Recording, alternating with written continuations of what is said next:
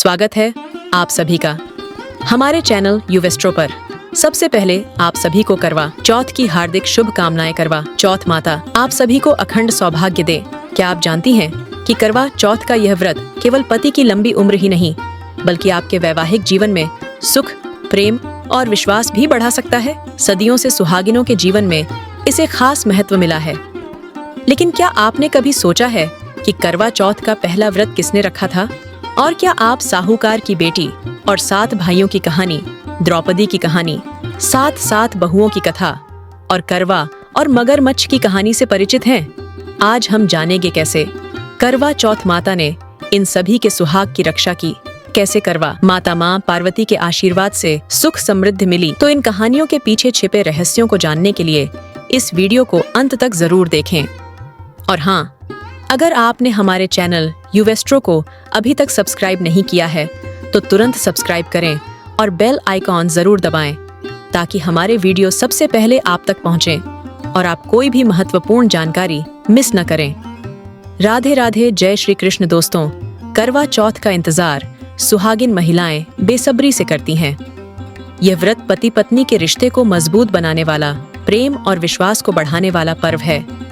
इसे कार्तिक माह के कृष्ण पक्ष की चतुर्थी को रखा जाता है। करवा चौथ मनाने की परंपरा सदियों पुरानी है और इसे अनादिकाल से रखा जा रहा है। करवा चौथ शब्द करवा मिट्टी का बर्तन और चौथ चतुर्थी से मिलकर बना है। इस दिन मिट्टी के करवे का विशेष महत्व है और चौथ माता की पूजा की जाती है। धर्मशास्त्रों के अनुसार सबसे पहले यह व्रत माता गौरी ने भगवान शिव के लिए रखा था। नारद पुराण के अनुसार इसे करका चतुर्थी, करवा चौथ कहा गया है। देवताओं और दानवों के युद्ध के दौरान देवों को विजयी बनाने के लिए ब्रह्मा जी ने देवताओं की पत्नियों को यह व्रत रखने का सुझाव दिया था, जिसे स्वीकार करते हुए इंद्राणी और अन्य देव पत्नियों ने भी यह व्रत रखा।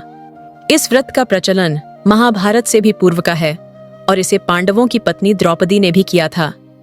माना जाता है कि यह व्रत सुहागिनों के लिए उत्तम है और वे इसे अपने पति की दीर्घायु के लिए करती हैं। सुहागिन स्त्रियां इस दिन चावल पीसकर दीवार पर करवा चौथ बनाती हैं।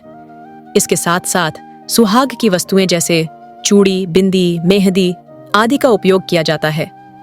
पूजा के लिए पीली मिट्टी की गौरा बनाकर उसकी पूजा की जाती है।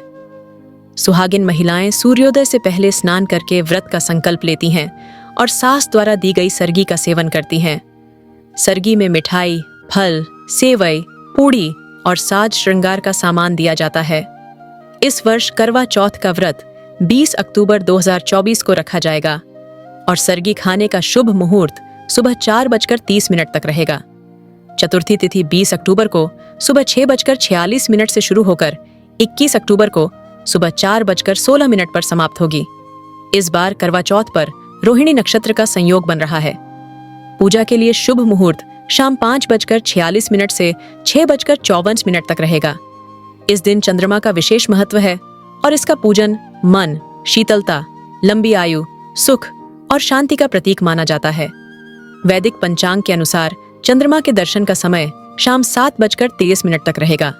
आपके शहर में चंद्रोदय का समय जानने के लिए डिस्क्रिप्शन में दी गई जानकारी जरूर देखें। आइए अब कथा शुरू करते हैं। पहली करवा चौथ व्रत कथा। एक साहूकार था जिसके 7 बेटे और एक बेटी थी। 7 भाई व बहन एक साथ बैठकर भोजन करते थे। एक दिन कार्तिक की चौथ का व्रत आया तो भाई बोला कि बहन आओ, बहन भोजन करें। बहन बोली कि आज करवा चौथ का व्रत है, चांद उगने पर ही वान खाऊंगी। तब भाइयों ने सोचा कि चांद उगने तक बहन भूखी रहेगी, तो एक भाई ने दिया जलाया, दूसरे भाई ने छलनी लेकर उसे ढंका और नकली चांद दिखाकर बहन से कहने लगे कि चल, चांद उग आया है, अर्घ्य दे लें। बहन अपनी भाभियों से कहने लगी कि चलो अर्घ्य दें, तो भाभियां बोली तुम्हारा चांद उगा होगा, हमारा चांद तो रात को उगेगा। बहन ने जब अकेले ही अर्घ्य दे दिया और खाने लगी तो पहले ही ग्रास में बाल आ गया, दूसरे ग्रास में कंकड़ आया और तीसरा ग्रास मुंह की ओर किया तो उसकी ससुराल से संदेशा आया कि उसका पति बहुत बीमार है, जल्दी भेजो। माँ ने जब लड़की को विदा किया तो कहा कि रास्ते में जो भी मिले उसके पांव लगना और जो कोई सुहाग का आशीष दे तो उसके पल्ले में गांठ लगाकर उसे कुछ रुपये देना। बहन जब भाइयों से विदा हुई तो रास्ते में जो भी मिला उसने यही आशीष दी कि तुम 7 भाइयों की बहन, तुम्हारे भाई सुखी रहें और तमु उनका सुख देखो। सुहाग का आशीष किसी ने भी नहीं दिया। जब वह ससुराल पहुंची तो दरवाजे पर उसकी छोटी ननद खड़ी थी। वह उसके भी पांव लगी तो उसने कहा कि सुहागिन रहो, सपूती हो। तो उसने यह सुनकर पल्ले में गांठ बांध दी और ननद को सोने का सिक्का दिया। तब भीतर गई तो सास ने कहा कि पति धरती पर पड़ा है, तो वह उसके पास जाकर उसकी सेवा करने के लिए बैठ गई। बाद में सास ने दासी के हाथ बची खुची रोटी भेज दी। इस प्रकार से समय बीतते बीतते मंगसिर मार्गशीर्ष की चौथ आई तो चौथ माता बोली, करवा ले, भाइयों की प्यारी करवा ले। लेकिन जब उसे चौथ माता नहीं दिखलाई दी तो वह बोली, हे माता, आपने मुझे उजाड़ा तो आप ही मेरा उद्धार करोगे, आपको मेरा सुहाग देना पड़ेगा। तब उस चौथ माता ने बताया कि पौष की चौथ आएगी, वह मेरे से बड़ी है, उसे ही सब कहना, वही तुम्हारा सुहाग वापस देगी। पौष की चौथ आकर चली गई, माघ की चली गई, फाल्गुन की चली गई, चैत्र, वैशाख, ज्येष्ठ, आषाढ़ और श्रावण, भादों की सभी चौथ आईं और यही कहकर चली गई कि आगे वाली को कहना। असौज की चौथ आई तो उसने बताया कि तुम पर कार्तिक की चौथ नाराज है, उसी ने तुम्हारा सुहाग लिया है, वही वापस कर सकती है, वही आएगी तो पांव पकड़कर विनती करना। ये बताकर वह भी चली गई। जब कार्तिक की चौथ आई तो वह गुस्से से बोली, भाइयों की प्यारी करवा ले, दिन में चांद उगानी करवा ले, व्रत खंडन करने वाली करवा ले, भूखी करवा ले। तो यह सुनकर वह चौथ माता को देखकर उसके पांव पकड़कर गिड़गिड़ाने लगी, हे चौथ माता, मेरा सुहाग तुम्हारे हाथों में है, आप ही मुझे सुहागिन करें। तो माता बोली, पापिन, हत्यारिन मेरे पांव पकड़कर क्यों बैठ गई? तब वह बोली कि जो मुझसे भूल हुई उसे क्षमा कर दो, अब भूल नहीं करूंगी। तो चौथ मात ने प्रसन्न होकर आंखों से काजल, नाखूनों में से मेहंदी और टीके में से रोली लेकर छोटी उंगली से उसके आदमी पर छींटा दिया तो वह उठकर बैठ गया और बोला कि आज मैं बहुत सोया। वह बोली, क्या सोए, मुझे तो बाहर महीने हो गए, अब जाकर चौथ माता ने मेरा सुहाग लौटाया। तब उसने कहा कि जल्दी से माता का पूजन करो। जब चौथ की कहानी सुनी, करवा का पूजन किया तो प्रसाद खाकर दोनों पति पत्नी चौपड़ खेलने बैठ गए। नीचे से दासी आई, उसने उन दोनों को चौपड़ पांसे से खेलते देखा तो उसने सासू जी को जाकर बताया। तब से सारे गांव में यह बात प्रसिद्ध होती गई कि सब स्त्रियां चौथ का व्रत करें तो सुहाग अटल रहेगा। जिस तरह से साहूकार की बेटी का सुहाग दिया, उसी तरह से चौथ माता सबको सुहागिन रखें। यही करवा चौथ के उपवास की सनातन महिमा है। दूसरी करवा चौथ व्रत कथा अति प्राचीन काल की बात है। एक बार पांडुपुत्र अर्जुन तप करने के लिए नीलगिरी पर्वत पर चले गए थे। इधर पांडवों पर अनेक मुसीबतें पहले से ही थीं। इससे द्रौपदी ने शोक विह्वल हो कृष्ण की आराधना की। कृष्ण उपस्थित हुए और पूछा, कहो क्या कष्ट है तुम्हें?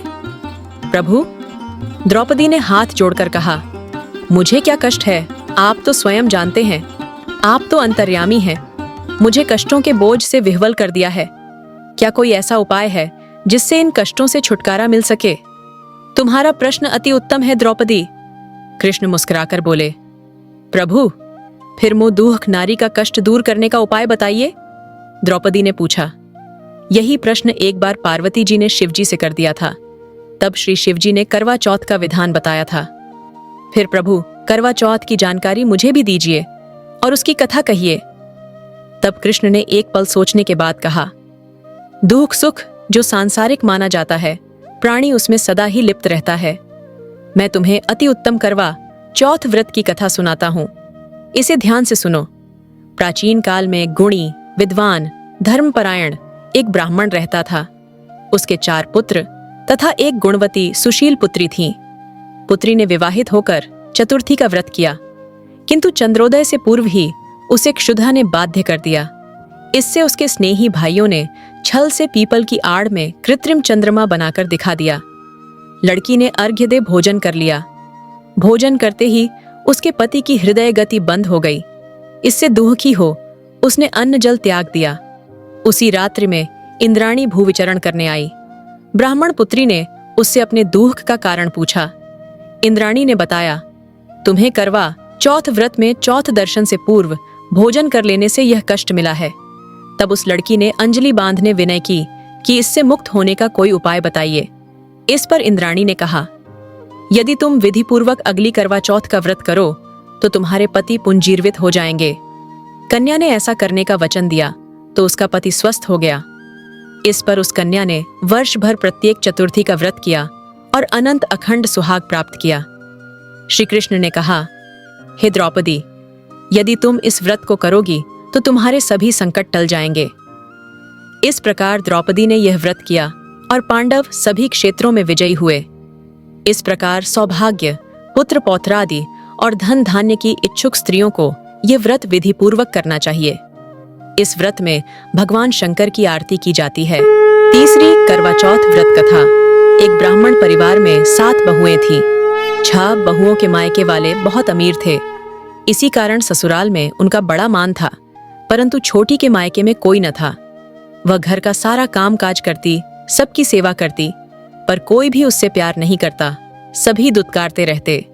तीज त्योहारों पर भी जब उसके मायके से कोई न आता तो वह बहुत दुखी होती। हर वर्ष की तरह इस वर्ष भी करवा चौथ का व्रत आया। अन्य बहुओं के मायकों से उनके छोटे भाई करवा लेकर आए, पर छोटी के मायके में यदि कोई होता तो करवा भी लाता। सास भी छोटी को ही खरी खोटी सुना रही थी। वह दुखी हो घर से निकल पड़ी और जंगल में जाकर रोने लगी। एक नाग बहुत देर से उसका रोना सुन रहा। अंत में वह अपने बिल से निकल आया तथा छोटी बहू से पूछने लगा, बेटी क्या बात है, तुम रो क्यों रही हो? छोटी बहू बोली, आज करवा चौथ है, मेरा कोई भाई नहीं है। यदि मेरा कोई भाई होता तो आज जरूर करवा लेकर आता। नाग को छोटी बहू पर दया आई।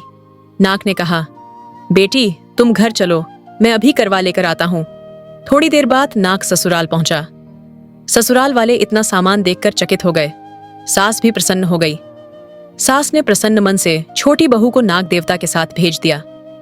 नाग देवता ने छोटी बहू को अपना सारा महल दिखाया और कहा, जितने दिन चाहो आराम से रहो, मन चाहा खाओ, मन चाहा पहनो, पर एक बात याद रखना, सामने रखी नांद कभी मत खोलना। छोटी बहू सारा समय महल में आराम से काटती, पर नांद के बारे में उसकी उत्सुकता बढ़ती जाती।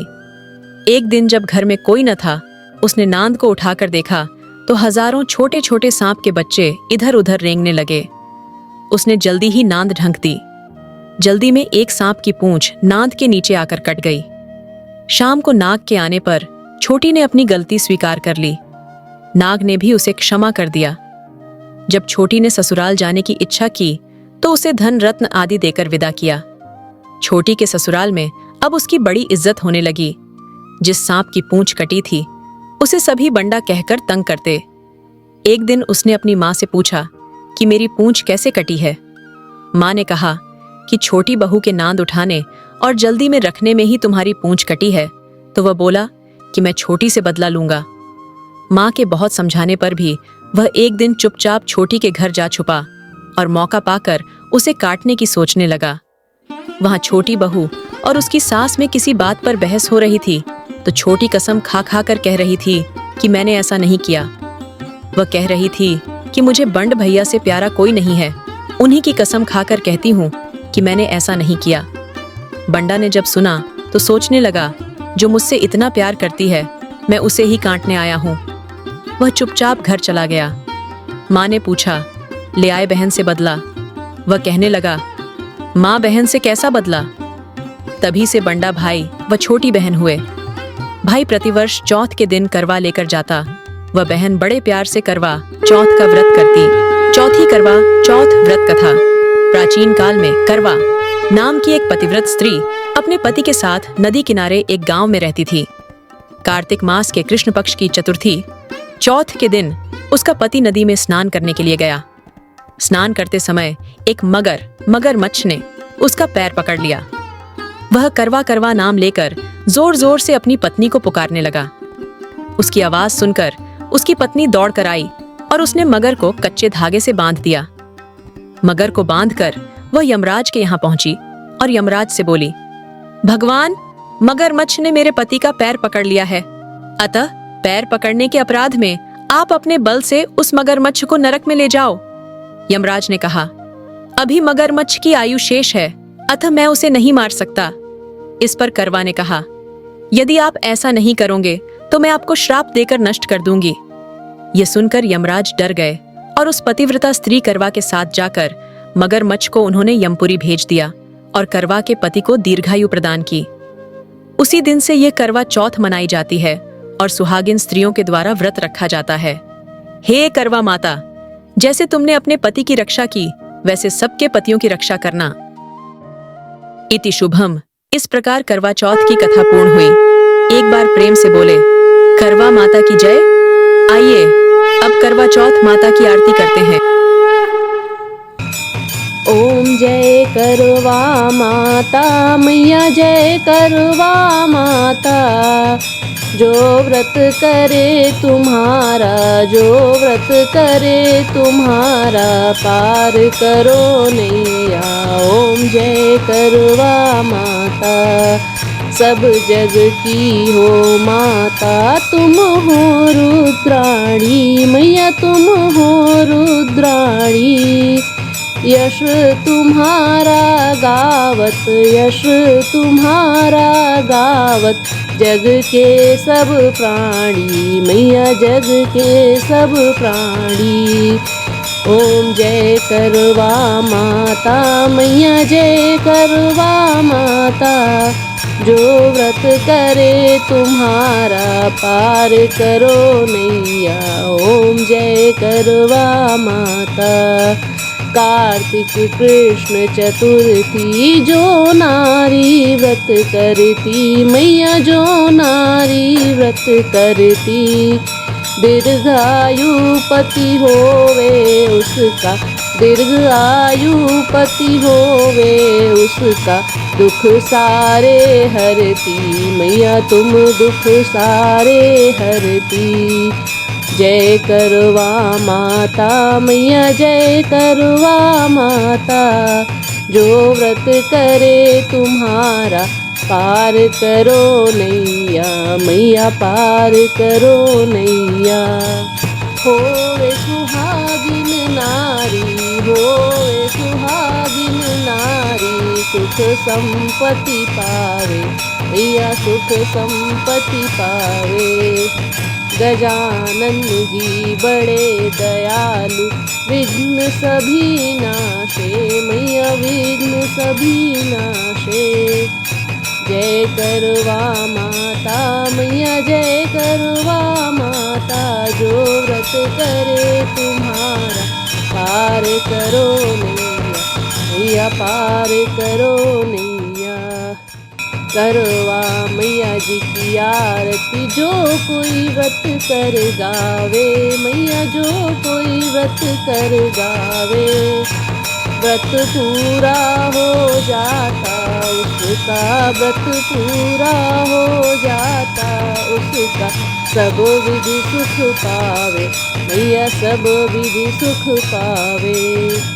जय करवा माता मैया, जय करवा माता। जो व्रत करे तुम्हारा, पार करो नैया मैया, पार करो नैया। एक बार प्रेम से बोलिए करवा मैया की जय।